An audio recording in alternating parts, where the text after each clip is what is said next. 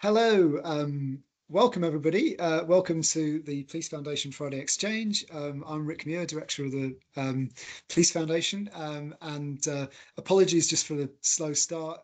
It was nobody's fault. It's just for some technical reason, we just couldn't get ourselves sorted. So apologies for that.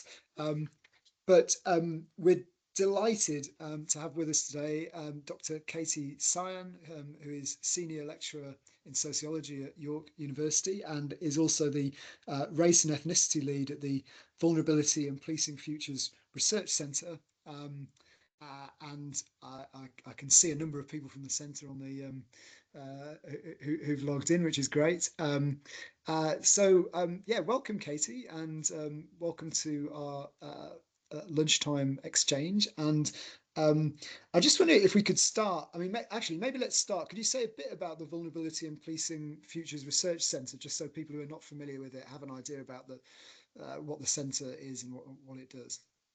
Hi everyone, thanks for joining. So the Vulnerability and Policing Centre is an ESRC funded centre, and we've got lots of projects going on, all dealing with different issues, but essentially looking at the role of kind of policing in terms of vulnerable groups and communities, and also thinking about the wider impact and kind of interrelations with other services. So whether it's youth services or healthcare services and so on, and how that kind of interlinks with policing services, and the extent to which that kind of minimises vulnerability or in some cases exasperates vulnerability. Yeah, brilliant. Yeah, Katie's a co-investigator at the centre, as indeed am I. Although I don't actually do a great deal of work, to be honest, but I do contribute on a few things. Katy. Oh, actually, first of all, I should say, for people to just in terms of how this will work, Katy and I are going to have a conversation, largely around the anti racism toolkit, which she has developed as part of her work at the centre, and we're going to really sort of dig into into the toolkit and talk about its what's within it and its implications and how it might be used and so on. And then if you have any questions, please just put them in the chat function. So if you just drop in a question when it occurs to you, something that we're talking about, just drop it into the chat function, and then we'll come back to it in the course of the conversation. And so please do feel free to engage and to ask questions, make comments, and so on as we go along.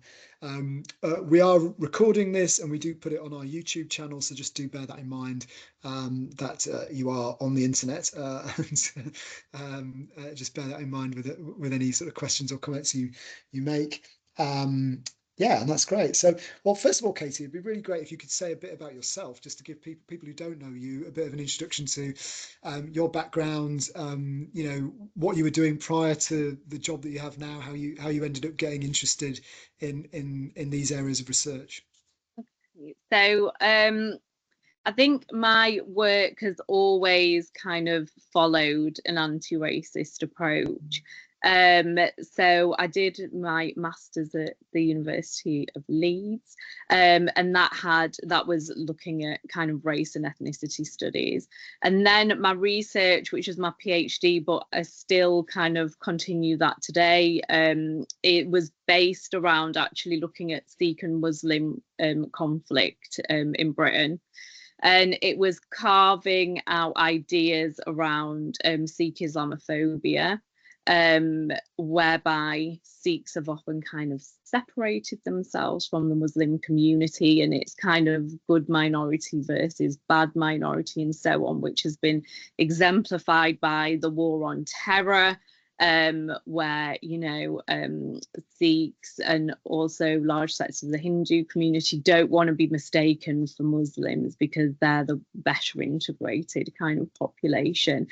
It's also kind of played out in the grooming stuff. So again, I've been getting well, let's say lots of trolling against this work, because in the Sikh community as well, there's been long an idea that kind of Muslim men are conspiring to take Sikh women away and so on. And this is part of a much larger history, but it's been appropriated in the context of Britain, because it's kind of, and it's by the far right actually. So you've seen particular Sikh groups who have kind of, aligned themselves with far right organisations in the UK, and really given credence to this Islamophobic discourse. So yeah, the impact of that kind of research has been interesting. Lots of kind of trolling and so on, but I think what my research kind of went on to look at, because I got really kind of interested in the politics of the war on terror. So following that, I was on a postdoc research post, and one of the areas that we were looking at, this was at the Uni of Leeds, was counter-terrorism and the prevent policy. So that's where my next kind of specific area of interest in terms of my research went.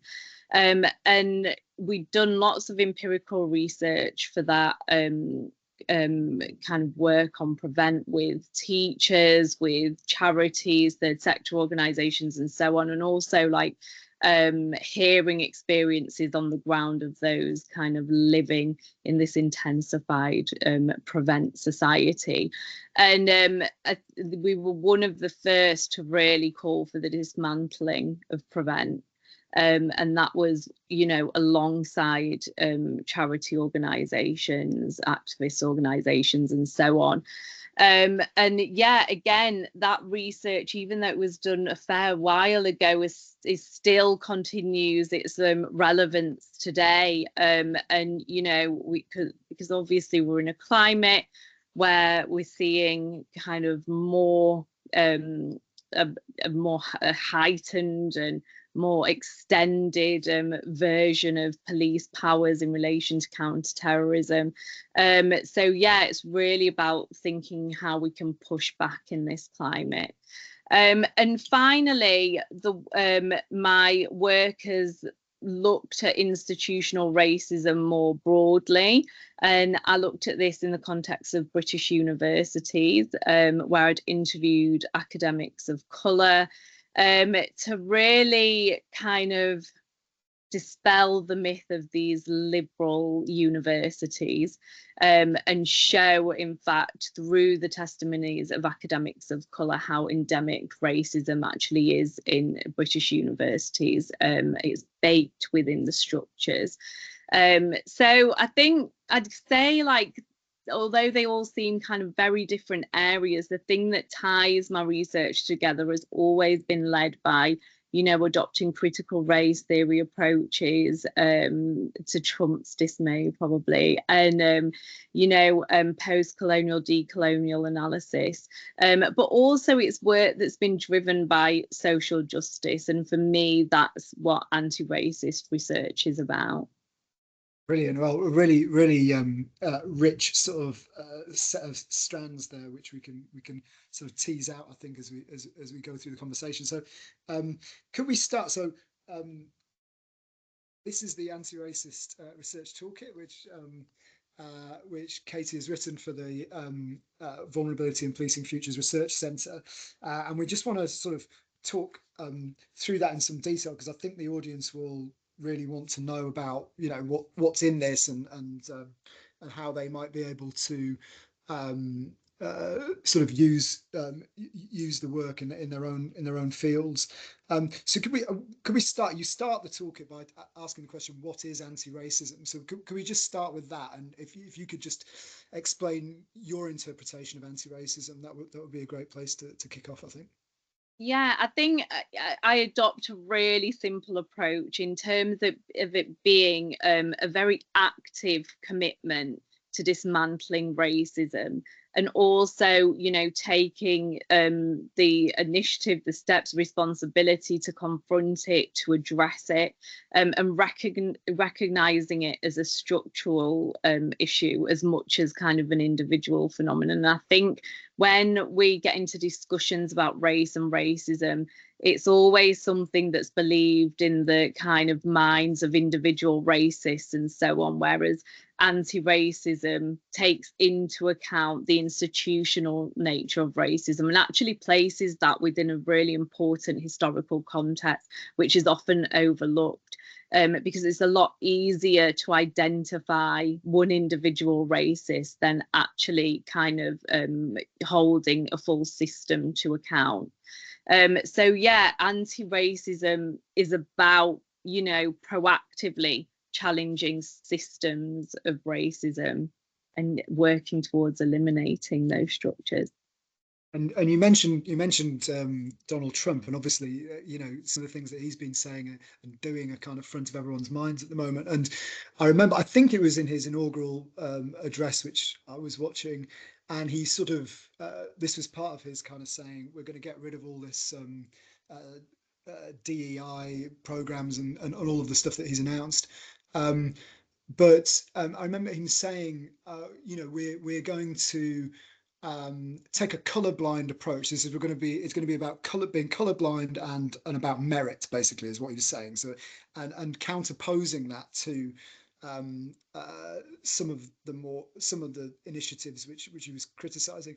So I mean, could you just sort of explain what is different about anti-racism from what he's describing, which, you know, let's be honest, lots of people sort of think, right? They just sort of think, oh, well, you just sort of as long as you're just sort of individually sort of colorblind, as people would say it, then that's enough, that's fine. If you just explain what's different about an anti-racist approach to that kind of thing. So I think whereas anti-racism is an active recognition of racism, colour blindness in contrast is the denial of racism in society. It ignores racism, and colour blindness is, you know, attached to these same ideas about post-racial societies, that there's no longer racism anymore.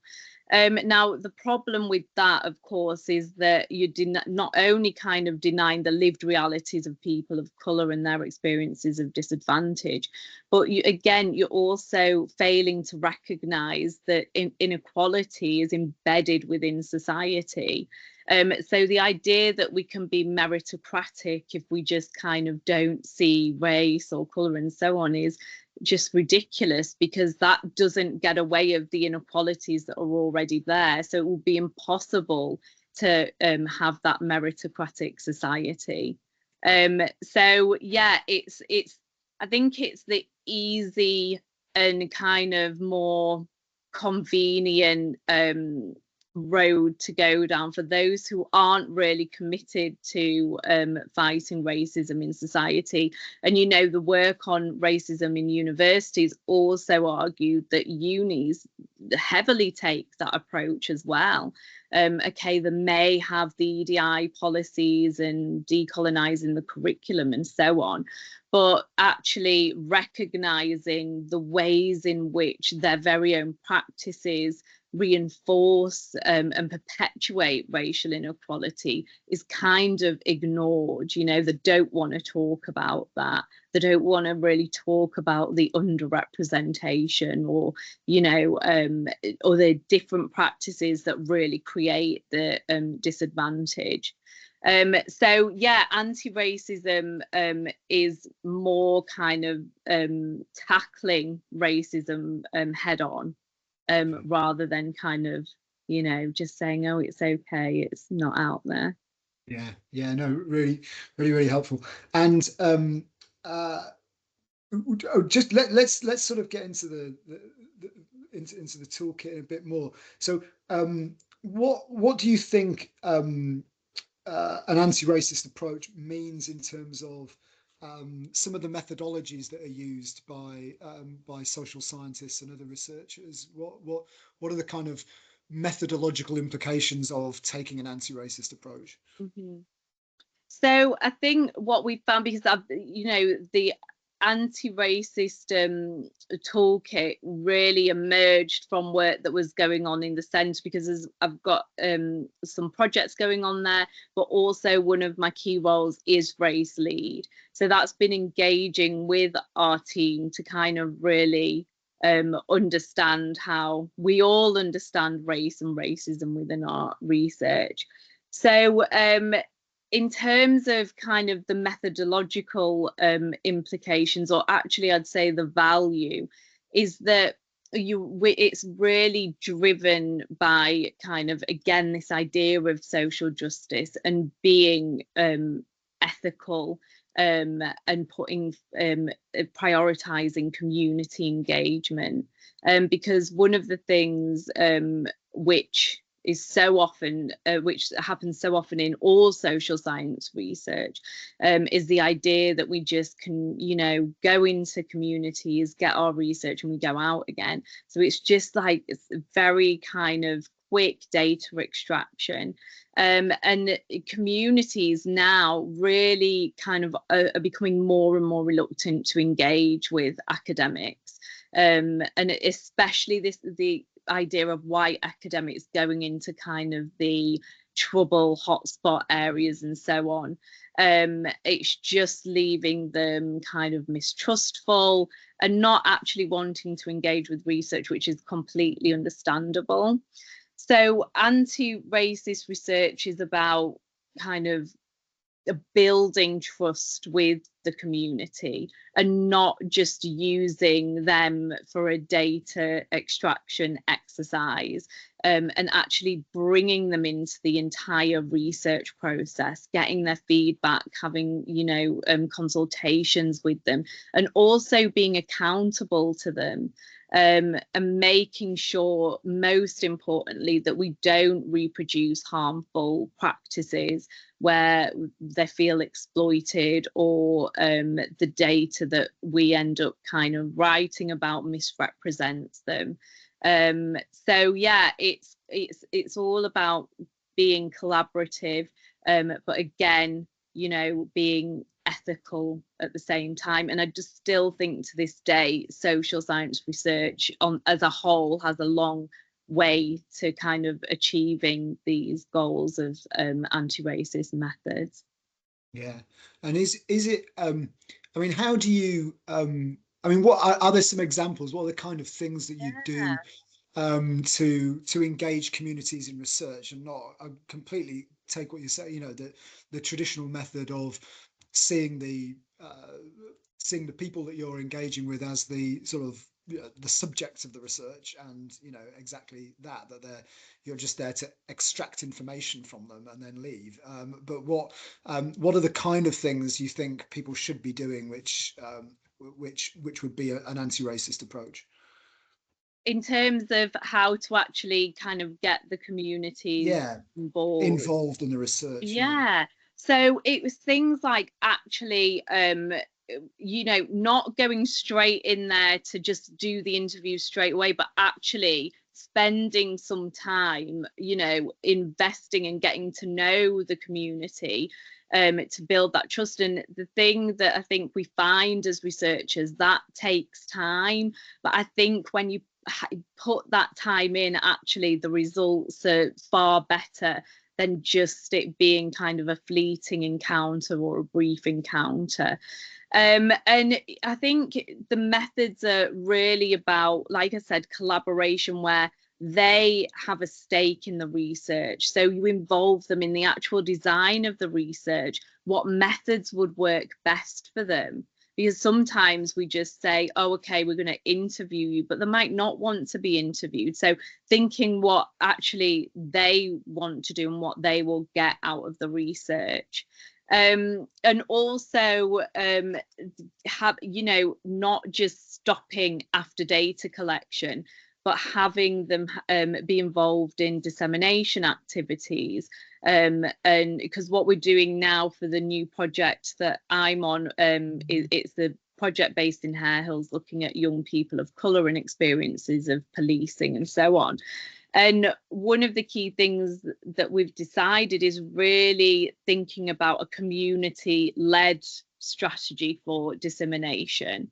So they've got a stake in the research, because I think so often they don't have a stake in the research.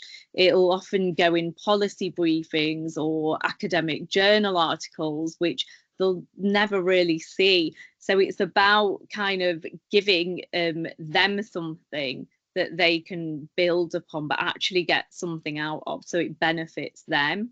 And also making our findings accessible for them as well. So I guess methodologically, it's mainly focused on that kind of participatory action research model, where, you know, they're really contributing not only to actually the research design, but also knowledge exchange, expertise. So that co-production method really offers so much, because you're getting a diverse range of voices, and again, that's really often missed in social science research. Yeah, no, that's really clear and really helpful. I noticed you say something in here about anti-racist data science, and I wonder if you could say a bit about what some of the considerations are there, because you know, one of the issues, I mean, particularly in sort of policing work, is obviously the fact that so much of the data, particularly if you're looking at police data, for example, I mean, is inherently biased, right? I mean, in the sense that it's not a reflection of the kind of world, you know, the real world. It's just data that's collected because of the way the police interact with the world, right? And then they collect data, and that data contains biases, which you know, if you're then using it for whether for academic or policing purposes, there may be that may be problematic. So, what are the sort of what are the considerations when you're using data in that way? So yeah, well, first of all, it's recognizing those biases in those data sets, because again, there's kind of this idea that things like, when you say, and I'm not a data scientist, but when you say data scientist, it seems objective, and it seems like real science, hard science. And this, you know, this is really a reproduction of, you know, Eurocentric ideals around kind of what we value and what truth is. So it's you must acknowledge those biases, and also the ways in which they're reflecting particular systemic racisms or disadvantage and so on. And I think, again, data scientists also have a responsibility to look at the ethical implications of that, and the effects that has, and the harms that it generates to communities. I think, you know, because we talked a bit about this at the centre as well, like the need for transparency in data science, and also, you know, using more and more kind of open data sources and so on, so that it is there for others to kind of critique, comment on, and give feedback. And I think, you know, the data science field itself really lacks diversity. So there's we need to kind of think about that. And again, it goes back to then, well, who's kind of, you know, producing the knowledge around these data sets? How representative is that? And I'd also kind of urge data scientists to be more collaborative with community activists, with kind of academics in different areas, community organisations, and so on.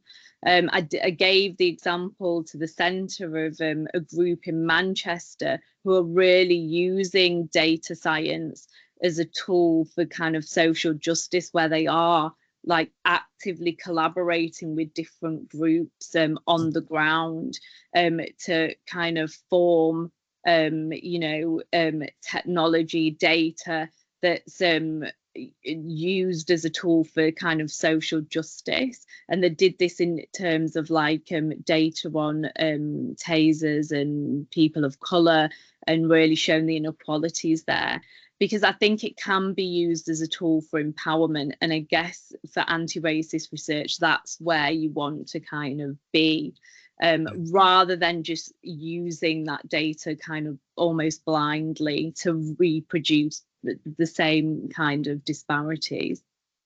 Yeah, no, I mean, really, really helpful. And you talk also about disseminating research and how to do that. Which I mean, could you say a bit about that? What is a I guess the sort of, I mean, I think about the research we do, for example, and being self-critical about it is, we do the research, we maybe, we put a report on our website, we send out a press release, we maybe email it to people we think, are on our sort of list of stakeholders.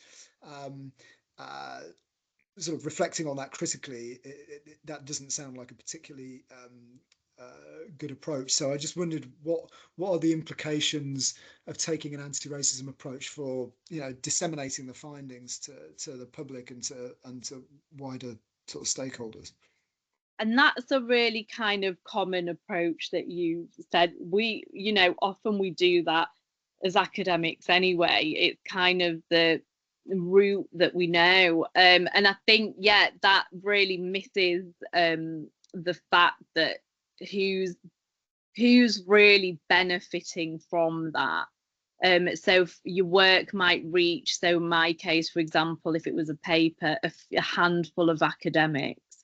But I think an anti-racist approach is more about how the research can kind of impact the communities.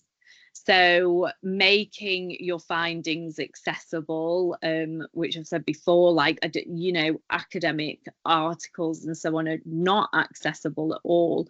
So creating reports for the community, and even thinking of simple things like having them in different languages, for example, so it really truly is accessible. And also dissemination through, again, this dialogue with the community. What do they want? One thing, again, talked about this at the centre, was we might put on conferences and so on, but our kind of the communities we've engaged with, they might not be present. And this happened in my own experiences, because we put it on in a university when people are at work or have got childcare responsibilities and so on. So the needs of the community have actually been neglected. So again, they're really missing out.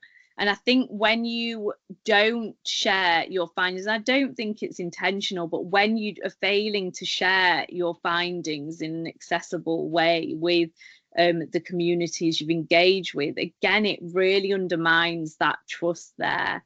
And I think, there is that big distinction between academics and then the communities that we're engaging with. Whereas I think, to bridge that gap, it's about constantly kind of, thinking about the needs, what they want and so on, and how we can produce resources that that they can actually use. So I'll give an example. One of the things for the Hare Hills project, one about the young kids of colour in Leeds and policing, is developing as an output a community led action plan. So where they're actually building the output themselves, and then they've got something tangible to work with and hopefully develop themselves over the year. I think that's far more beneficial than, a paper and so on. Yeah, no, really interesting. And could you say about I mean, sitting behind a lot of this, I think is what you were saying earlier about higher education and the fact that there is systemic racism baked in, I think you said. And what I mean, how do you what are the barriers, and to, in higher education, it's not, particularly when you're getting beyond undergraduate level and into kind of postgraduate research and so on, is not reflective of the population. It's sort of, and as you say, it's these are often very kind of white spaces, and I just wondered what you thought, what you think universities, I know it's a wider thing than just what universities can do, but what can universities do about that issue of access to higher education, about and particularly at that researcher level, a sort of postgraduate level, getting a more representative um, uh, a more representative community involved in academic research. Yeah. So even in our centre, it's something that we're very aware of, and we've been very kind of, I'd say, proactive in developing policies and strategies to kind of recruit more researchers of colour and so on. But I think particularly there's been quite a lot of attention over the recent years, and it was actually at the time that the book came out, there was just a boom of literature really showing like the embedded racism within universities. So now you've seen like the rush to do all the EDI policies and so on, and like I said, decolonizing the curriculum, and it's great that those initiatives are there, but then you start wondering, this is window dressing, is quite superficial, and actually it works to even kind of fuel the neoliberal university even more, because it becomes a great marketing strategy. Oh, we're really invested in this and so on. But again, I think this lies in the very structures. This is an institutional problem, and that's where the time needs to actually be invested in making those structural changes rather than the cosmetic changes that we're so used to seeing. And what I found interesting with the toolkit, because it's also kind of been used widely across the university, not just the centre, is that there's been a huge interest from like PhD researchers, and they were like, why can't we do this kind of research? Why are we kind of usually like kind of prevented from doing this research? So that was really interesting, and I think then that there lies another problem with kind of lecturers, academics and so on defining to our PhD researchers what the scope of their research should be. And again, to give another example, me and Kate in the centre are supervising a PhD student, and she's really adopted like this anti-racist framework, and she's kind of really challenged ethics. She's set up her advisory board, which very few PhD students do that. And it's really showing that investment to adopting this model. And yes, it might take more time, or it might be perceived as being a bit more risky or something, but there's so much value. Like you can see the way in which Tash, our PhD student, is just thinking about every aspect of the research design and process, and what she kind of wants to come from the research itself. So yeah, one of the things that has come out of the toolkit was like ideas of hopefully kind of circulating it almost in a welcome pack to new research students, because they actually do want to engage with this stuff, and I just think they haven't had it given to them so directly before. Yeah, no, well, that, I mean, and that there's a lot, I'm sure there's a lot that people listening to this can reflect on in that, in terms of how they approach their work. I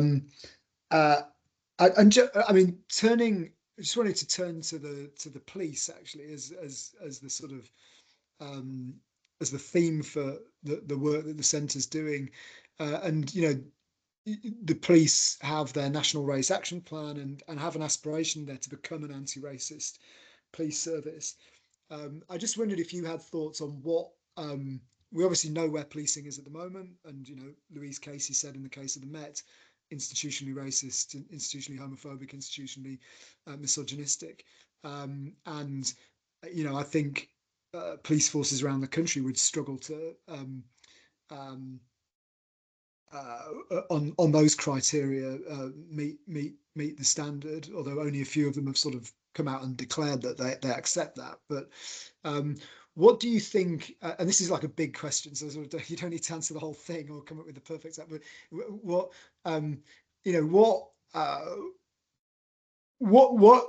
what does a police organization have to do if it was to genuinely be taking an anti-racist approach? I mean, as I say, you don't have to list everything, but what are the big things you think that they would need to be doing? Okay, so I've got a really simple answer to this. I think for that to happen, it needs to be dismantled, Right. because the institution itself is so rotten. It's not just a case of the few bad apples, the whole orchard is plagued. And this, these kind of commitments to anti-racism or redesign, so we've heard this for decades. There's been report after report after report, saying the same stuff, that the police are institutionally racist, but we're going to implement these changes and so on. But when the kind of, saying we want to implement X, Y, Z, you're just tweaking with the edges. And again, it's not really identifying actually the role that the police have played historically upon people of colour, the ways in which it's an institution that is born out of racism. If we link in the US, it's and you can see the parallels with slavery and policing. It's another tool, a state tool, to really kind of control, regulate, and discipline racialized bodies. So, I think it's almost irreparable.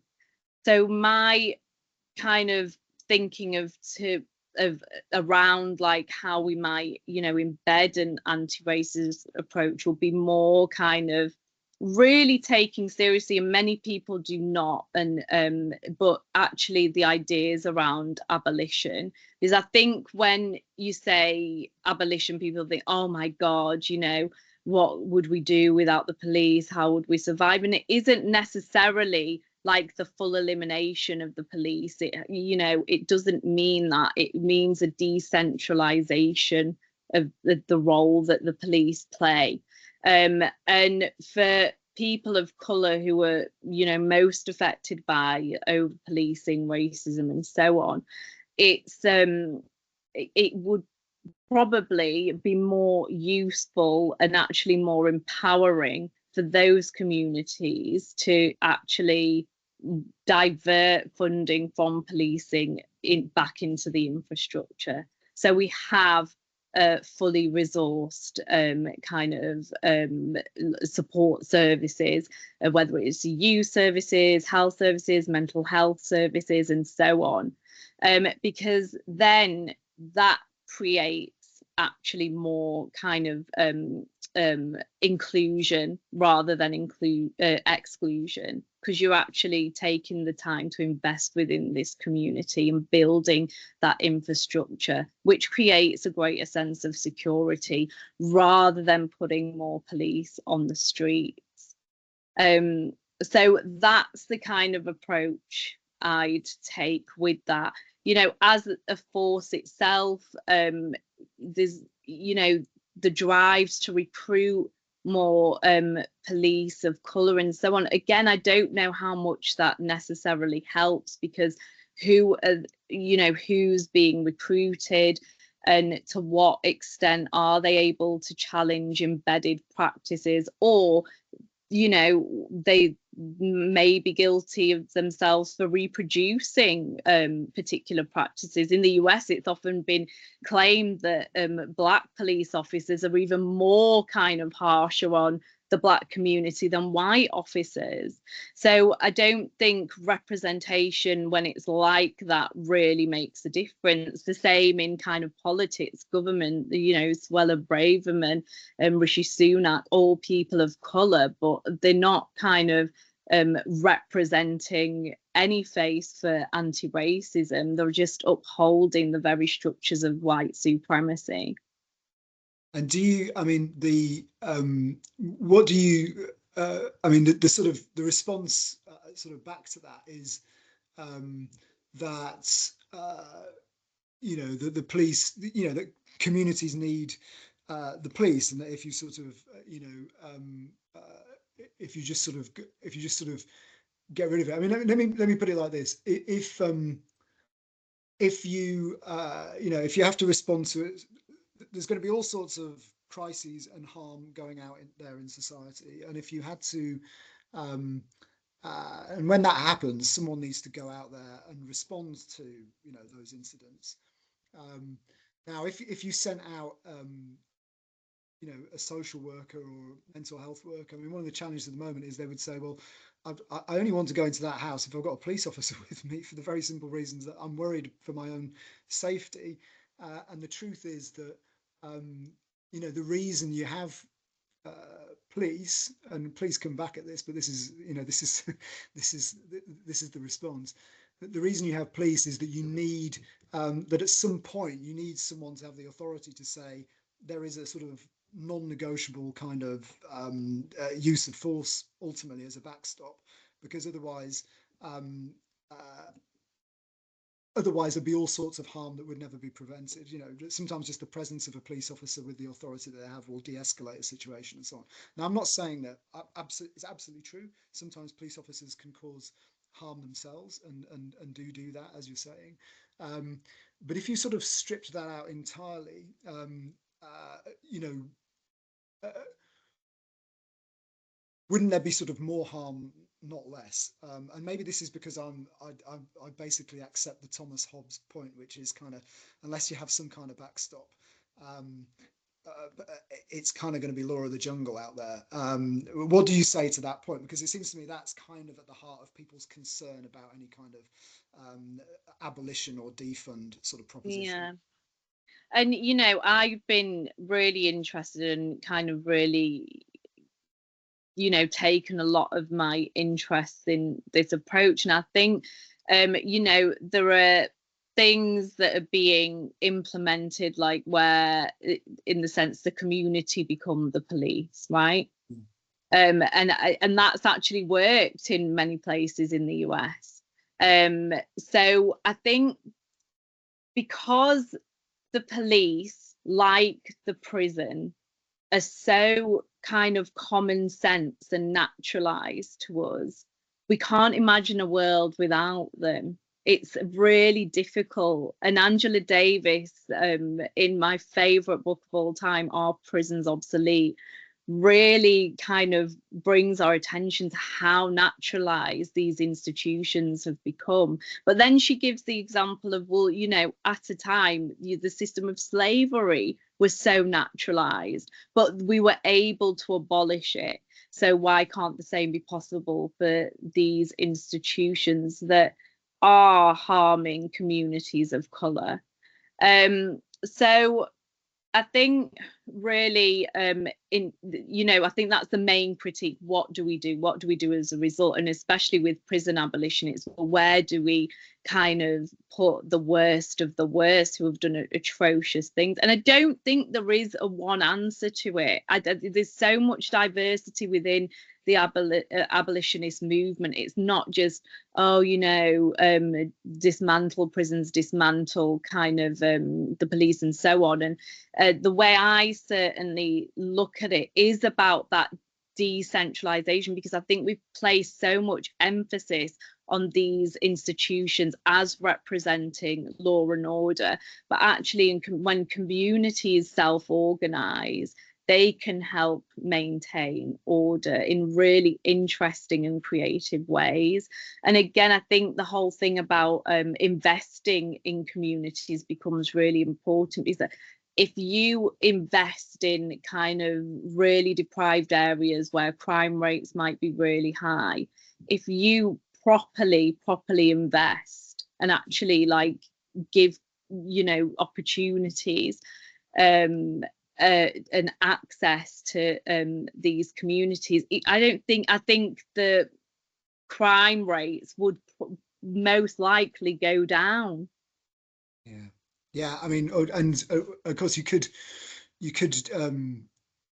do both, couldn't you? You could just have the police and invest in those communities, and make and that's one of the other ways of sort of thinking about it, I think. But let's I mean, got some questions here which I think just sort of getting into the detail of the toolkit, which I think is really helpful. So this is from Ferrat, who says, your toolkit supports participatory action research, which is an empowering approach. However, given the scale and systemic nature of issues like racism, how feasible is it to use participatory action research alone to create impactful change? Do you think mixed methods might be better suited for addressing such complex challenges? And how could they work in practice alongside or instead of participatory action research? Yeah, I think with anti-racism research as a whole, I think there is no you must do X, Y, and Z to achieve the goal. I think the one thing that puts off many researchers, and understandably, is the time that participatory action research takes. And it does take time. And there's a great book by Claire Alexander called The Asian Gang. And she wanted to kind of look at gang narratives in Manchester and so on. And it took her nearly 2 years to actually get into this youth centre that she wanted to. And she was, you know, she wasn't going as researcher. It took her that amount of time to actually get to know them. And of course then the people left that place, workers came and went, so it's really time consuming. But like I say, if you are able to have if you are able to allocate that time and understand the challenges that comes with, then it really is worth it. And I think mixed methods approaches are fine, like we've said, you know, whether it's data science and so on, like it can all be empowering. It's really a case of how you're applying those techniques. And having that kind of anti-racist understanding, and also an understanding of the responsibilities that come with the different methods, whether, you know, it could be kind of ethnography, for example, which some stuff, especially in anthropology, has been like really terrible in just kind of, you know, engaging in voyeurism almost, and then again misrepresenting communities. But you could still use ethnography as an anti-racist researcher, but then apply the anti-racist values and that awareness, and not to kind of reproduce those harms. Yeah, thanks, Katie. And a really brilliant question from Michaela, which is, with the community-led action plan, how do you balance community engagement and empowerment with not wanting to put the burden of improving systems on the community that is negatively impacted by those systems? Yeah. And that's a really good question. And I think we're going to find out as this project continues. We're right at the start. And they might be like, you know what, we don't want that. We don't want that. And we have to respond to the, you know, what they want and what they need and what would be most beneficial to them.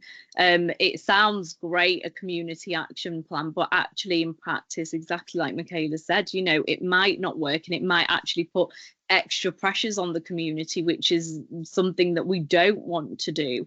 So I think with this kind of research, it is always being willing to adapt to change, even if you think you've got a really good idea that will be so beneficial. In reality, research is so messy and it never pans out like that.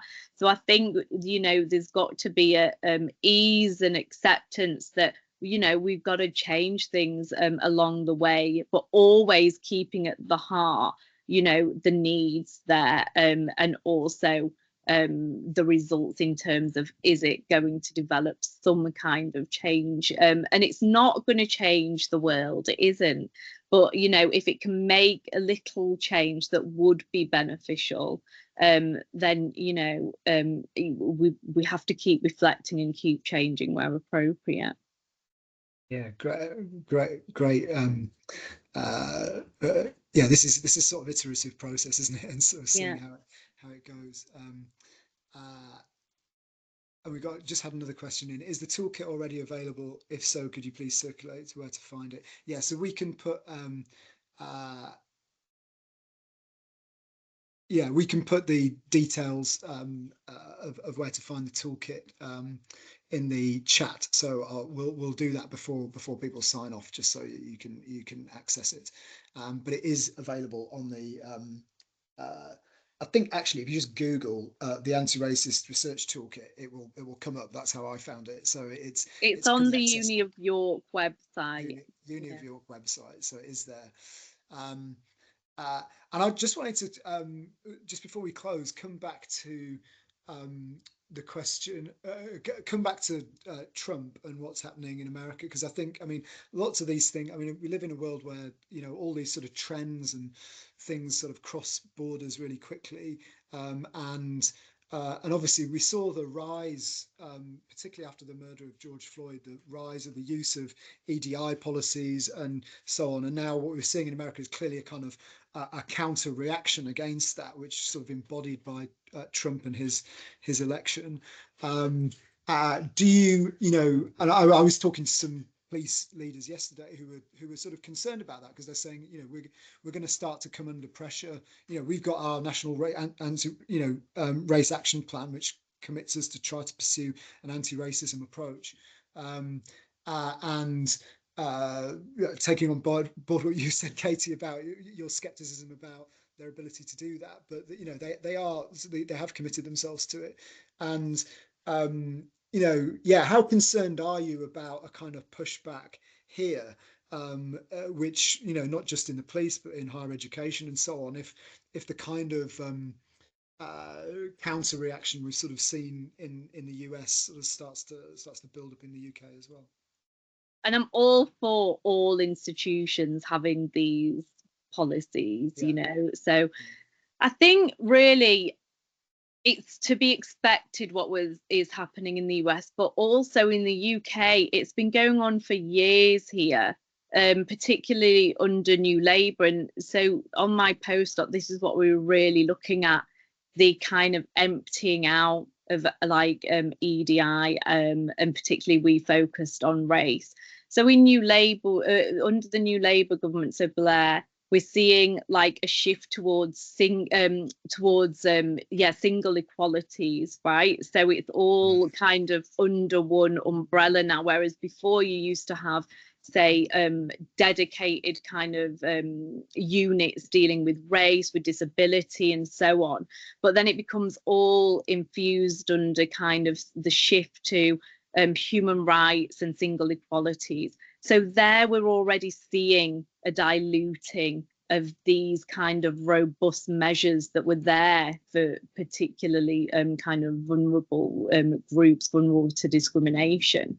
And that's become more and more pronounced as, you know, things like when Obama gets elected, often people say that was the turning point for this idea that, okay, we're post-racial now. So with all this kind of discourse, and also the very important kind of political stuff that's going on at the same time, is just a rolling back of civil rights, really. In this country, you know, the 80s really was remarkable for actually implementing so much of our kind of race relations legislation, multiculturalism, really championing that. And with that, you we can see more and more what comes with that is the backlash. But when it's implemented properly, that's kind of less and less. And I think as we've become lax in the West, and also combined with this, we cannot ignore that a lot of this is to do with the white lash against a black president, now against multiculturalism, particularly in this country. We're seeing the complete erosion of civil rights, civil liberties, that so many worked so hard to kind of implement and develop. And it leaves people of colour, of course, more less protected. So, you know, I think we've got a very kind of Diet Coke version of what's going on in the US. But this is more, to me, a representation of, you know, a movement that's really trying to reclaim white supremacy and just entrench white supremacy explicitly throughout the US. Yeah, no, it's worrying times. But look, I mean, it's been fantastic to talk to you this afternoon, Katy, and I really do recommend the toolkit, and we're certainly going to be looking through it at the Police Foundation to think about are there things that we should be doing differently in the way that we conceive our work and the way that we carry it out, and the way we disseminate it, and the way we engage with communities. I think Dave has put a link to the toolkit in the Q&A box, so thanks for doing that, Dave. But look, thanks, Katy. I mean, a really fascinating hour. I hope people enjoyed it. I certainly did. Lots of food for thought there. Thanks for making the time to do that. We really appreciate it. And as I say, do go and look at the toolkit. And it sounds like certainly in York, lots of people are using it and applying it in their work, which is great. Just quickly, so people know what's coming up next. Our next Friday exchange is on 21st of February. We have one with John Sutherland, who was a superintendent in the Met, who wrote a book about you know, mental well-being in policing and some of the struggles that police officers are under, having, you know, dealing with the kind of trauma that they often have to deal with, and talking about his own personal experiences there. And it's a really good book. And John will be there to talk about that, though he's also now a fiction writer and is writing about all sorts of stuff about, you know, his life in policing. So that'll be on the 21st of Feb. And then on the 28th of March, we've got Lee Freeman, who is one of His Majesty's Inspectors of Constabulary, former Chief Constable of Humberside Police, where he kind of led the way in developing what's now become known as right person, right care, the sort of shift in approach to dealing with mental health in policing. And Lee is now at the HMIC FRS, and so we're going to talk about his work as an inspector, sort of trying to hold police forces to account for their performance in different ways. So it'll be fascinating to talk to him, and then we will continue to recruit more and more interesting people to talk to as the months go on. So do stay in touch with us on our social media. We're now no longer active on X. We decided to leave X, like lots of other people, because it's become a kind of unusable cesspit of abuse. So we've decided to move. We're on Blue Sky, so do look out for us there, and also on LinkedIn. So if you follow us either on Blue Sky or LinkedIn, you'll get information about these sessions throughout the year.